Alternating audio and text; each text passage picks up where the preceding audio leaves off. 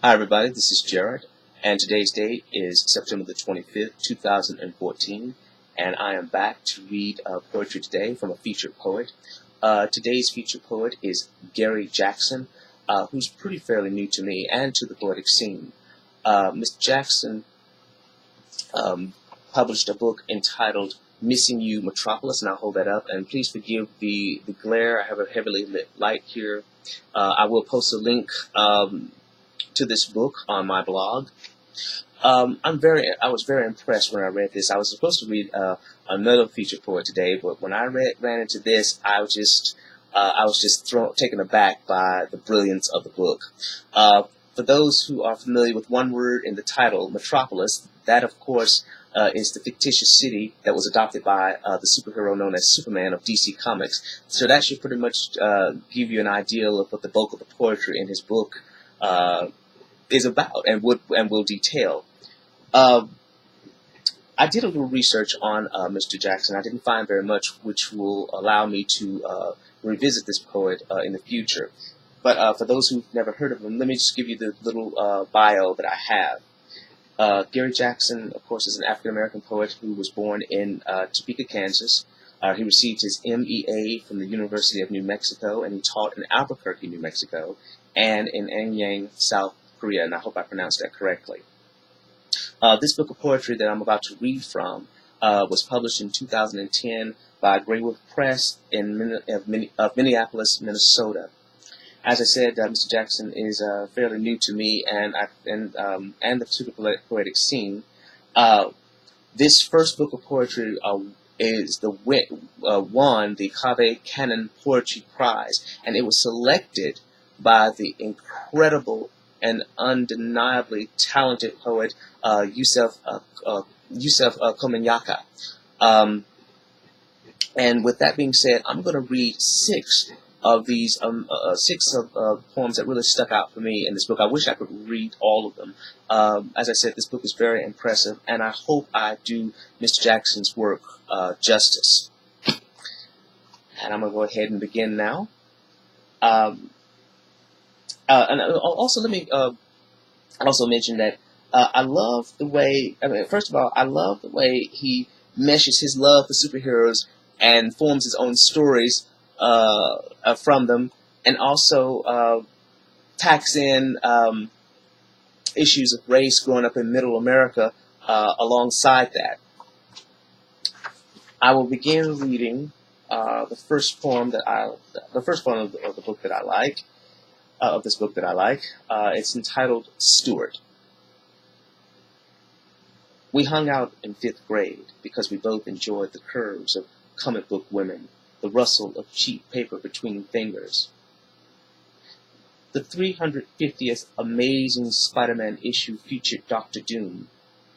Comics bonded us, or perhaps it goes further back. Blacks were still rare on our street, while whites filled the neighborhood like dead leaves in pool water. We emerged into the world in the same room, our mother's friendship triggered by our simultaneous birth. We had a comic origin, our coincidence too significant to be ignored. We were Batman and Robin, Captain America and Bucky, not created to be singular. But no one is. Consider how we enter this world not alone, but with someone only a scream away.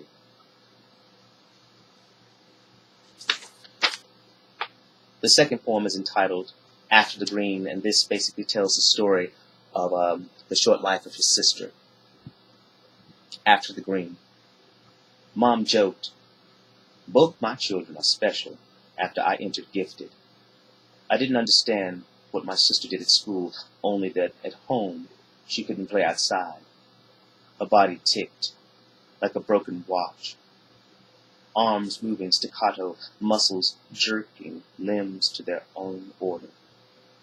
Once I stopped by her class, saw the students chewing blocks, throwing crayons, flailing in indoor pools filled with cotton and straw. The classroom noise wasn't the usual chatter of children. Instead, a fragmented moan that made me ashamed to see her among them. Mom only worried how the white boy with water in the brain and drool looked at my sister with longing. Keep an eye on that boy. One morning, as I stood in class, memorizing the speech for the Optimus Oratorical Speech Contest, Mom, failing to wake my sister, held her body until I can still smell pacifiers, formula milk, crayons, baby powder. I'd like to think I can still find her world if I trace the right lines in my mother's voice. The month of May. But I can never stay long. Even now, when I think of her, I'm filled with a hollow rage. When all you can do is watch a body fail, what words are there? The day after, my mother said, she lived until she was 8. She proved the doctors wrong by 7 years, as if this were a good thing.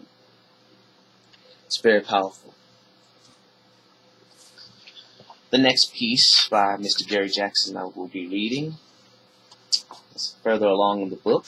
I have them all marked here. Alright.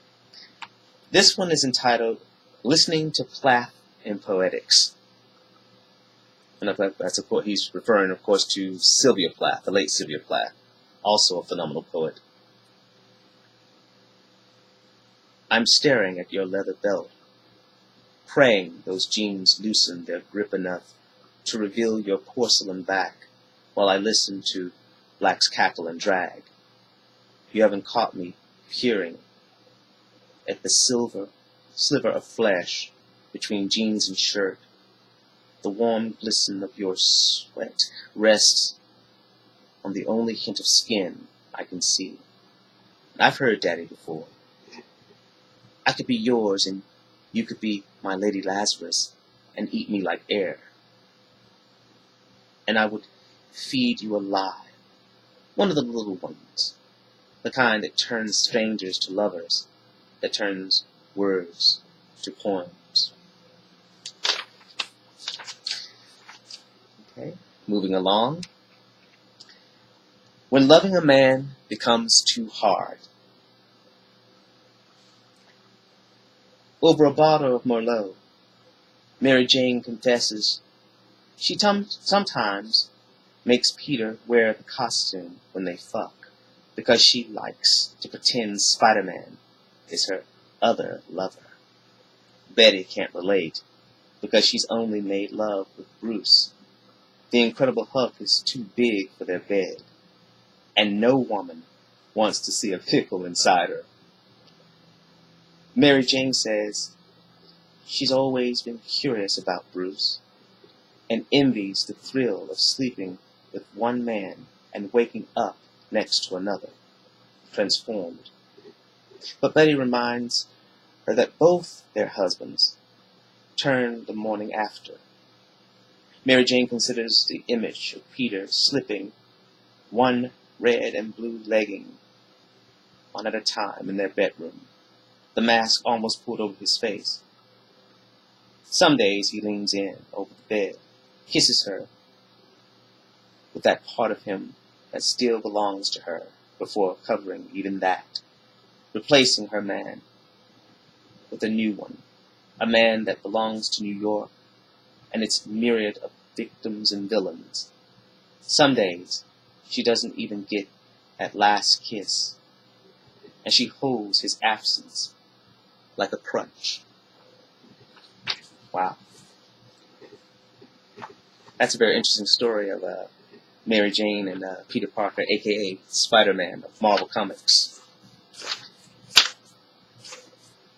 The next poem I will be reading is entitled Watchmen. When we go through the doors and the alarms go off, I pull out the receipt so security can see.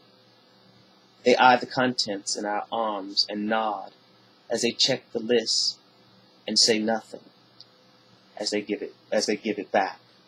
Tony shakes his head Now all of these white people are watching us. We both know it doesn't matter. They'd look anyway. It's just they have a new reason, one that makes them comfortable in their fear.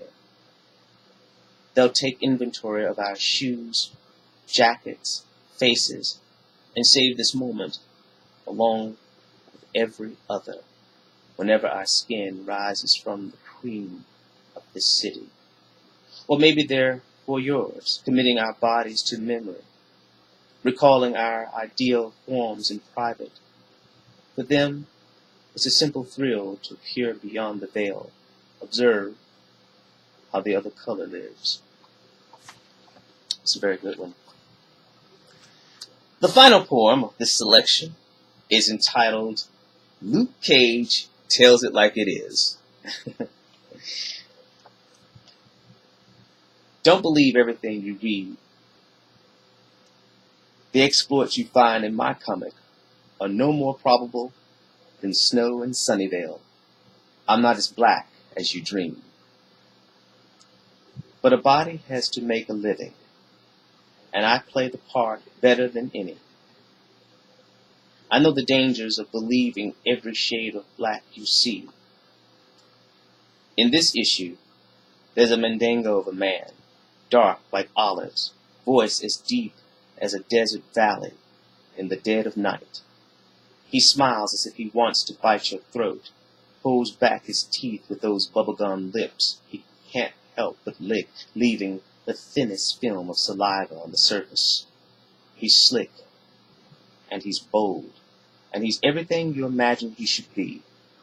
Sometimes you want to be him, want to see yourself in the silver gleam of his image. And other times and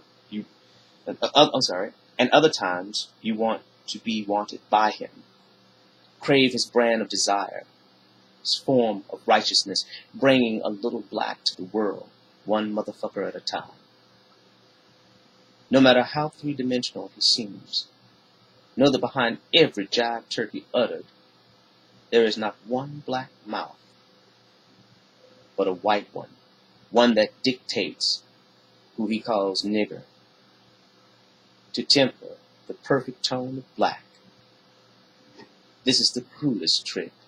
Even now, I'm defined by the borders of my panels, the hue of sienna ink, an assembly of lines, a rendering of man splayed across your page.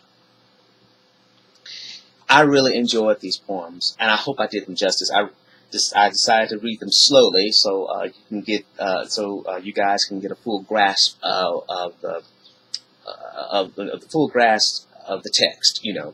I hope you enjoyed these poems as much as I did reciting them. They're very good. I like them very much. And if you have any questions about these poems or any other poems that I have posted on my blog, please feel free to ask questions and leave comments as well. I'm going to have this on YouTube too. Hopefully I will be able to see you guys next week. I've got a plan on it. If not, I will leave a message letting you know because there's some things I need to work on.